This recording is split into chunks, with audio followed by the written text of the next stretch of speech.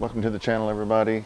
As you can see, my tomatoes have really taken off and they're growing like crazy. So I need to get in here and do some pruning and get some of this stuff pruned up and looking nice so my tomatoes can flourish and produce a lot of tomatoes for me. So stay tuned and we'll get these in shape.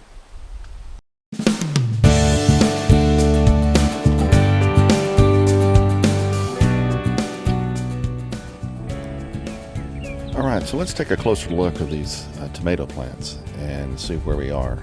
Now, I have pruned these twice already, and their growth has just been tremendous. And I just am a little shocked at how quick these have grown and how well they have grown.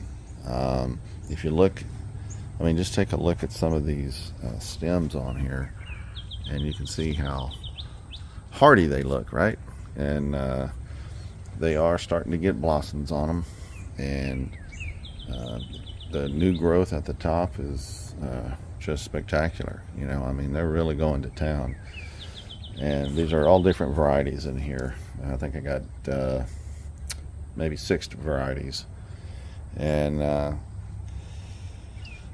it's been fun watching them develop so quickly. Now, they are kind of crowded in here in my setup. There's 17 7-gallon grow bags here, all put together. Each one of them has their own little saucer on the bottom to contain the water so that they can bottom water when there's overflow or drained out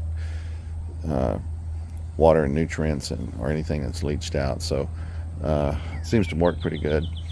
But I need to get in here and clean some of this up. So once they get to this height, I usually am going to come in here and trim off all these lower branches.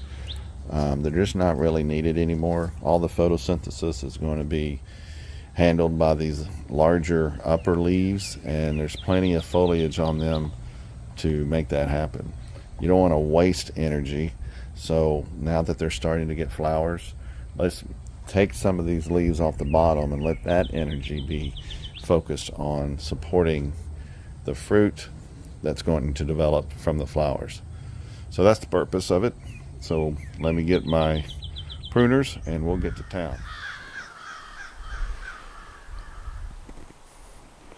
All right, so let's take a look.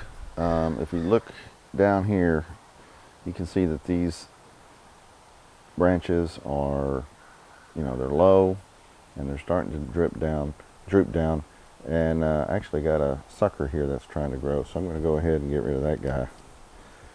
Now, I don't prune the suckers up, above this trim line that I'm doing here on these branches. But like this guy, I will leave a little space because it allows me to keep my clips attached to my plant easier. And I'm probably going to trim this guy as well. I might leave this sucker on this guy, but I'm going to trim this guy here. So get rid of that. So now we got all that and plenty of open space down here. And it's very important that I keep this open down here with these plants as close as they are. I may spread them out just a little bit more, but for the most part, they are pretty close together throughout the growing season. So let's do another one. All right, so on this guy, we got, again, I got another sucker down here that's trying to start. So I'm going to get rid of it.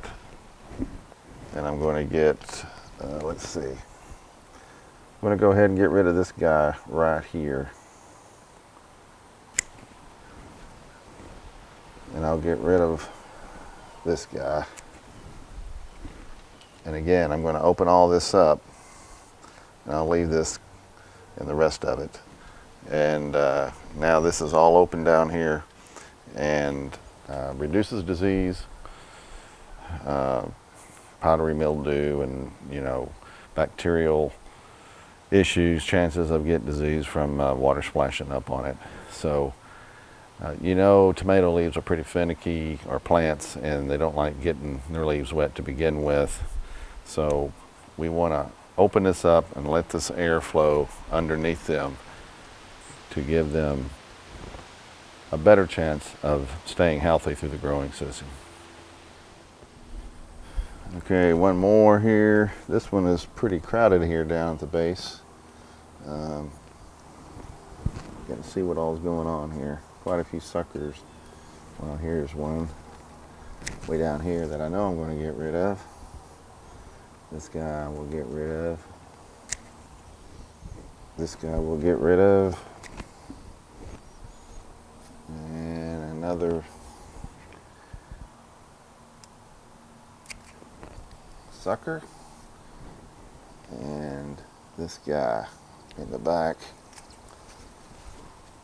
And I got looks like a whole nother plant down here trying to grow. So get rid of it. So that looks pretty good. We'll start with that, and if I have to come back, I will, and clean it up. So you get the idea. I clean these out pretty good. Leave plenty of room for airflow, and